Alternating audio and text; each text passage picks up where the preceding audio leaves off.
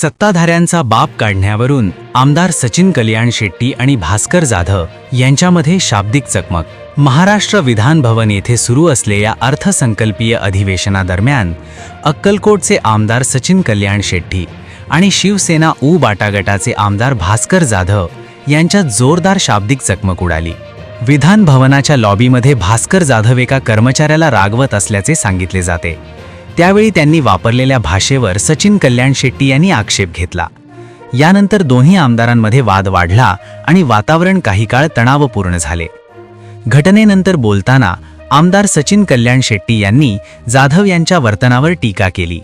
त्यांनी म्हटले की विरोधी पक्षनेतेपद न मिळाल्यामुळे जाधव व्यथित असून त्या नैराश्यातूनच ते अशा प्रकारे वागत आहेत। सार्वजनिक ठिकाणी कर्मचाऱ्यांशी अशा भाषेत बोलणे योग्य नसल्याचेही त्यांनी नमूद केले। दरम्यान या घटनेमुळे अधिवेशनादरम्यान राजकीय वातावरण आणखी तापल्याचे चित्र पाहायला मिळाले।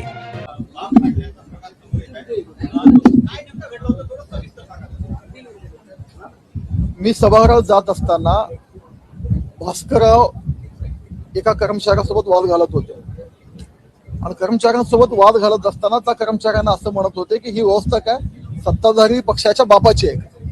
आणि मी त्यांना सांगत होतो की भास्करराव तुमच्यासारखे ज्येष्ठ सदस्य या सभागृहातला अनुभवी सदस्य आणि सभागृहात वारंवार नियम कायदे सांगणारे तुम्ही डेकोरम कशी सभागृहाची मेंटेन ठेवायची हे जर तुम्ही बुद्धी लोकांना शिकवणार आहेत। तुम्ही बाहेर येऊन अशा गोष्टी करू नका। सत्ताधारी पक्षाचा बाप वगैरे काढू नका।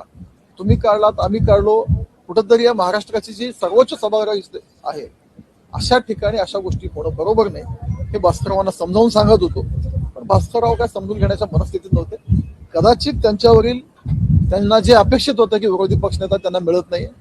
सभागृहाच्या आतील जे व्यथित झालेले भास्करराव आहेत त्याचा फ्रस्ट्रेशन त्यात बाहेर जाणवलं।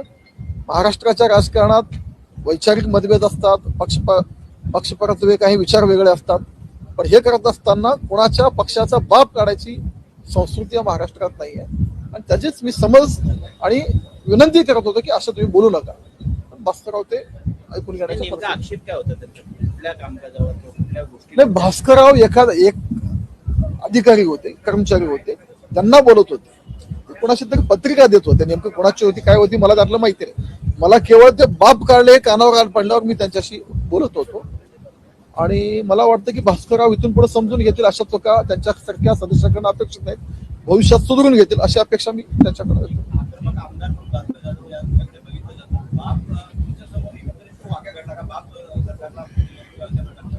सत्ताधारी पक्षाचा बाप असा त्याने उल्लेख केला। त्यांच्यामुळे मला त्यांना बोलावं लागलं आणि मी ऐकून जर तसं जात गेलो असतो तर ही बोलायची त्यांचं टोन अजून वाढलं असतं आणि आज त्यांच्या पक्षातले एक सदस्य बोलला आणि उद्या दुसरा सदस्य बोलेल। शेवटी सगळे व्यथित आहेत। महाराष्ट्रातील जनतेने त्यांना जे वाटत होतं पण सत्तेत येऊ लोकसभेच्या निवडणुकीनंतर एक मोठ्या अपेक्षा बाळगून होते। जनतेने जो त्यांच्या अपेक्षा भंग केले आणि इथं विरोधी पक्षनेता त्यांना जे मिळालं नाही ह्याचा कुठंतरी ह्या सगळ्याचा फ्रस्ट्रेशनचा उद्रेक तिथं मला जाणवला। मी अध्यक्ष साहेबांच्या कानावर ही गोष्ट घातलेली आहे। अध्यक्ष साहेब त्याच्यावर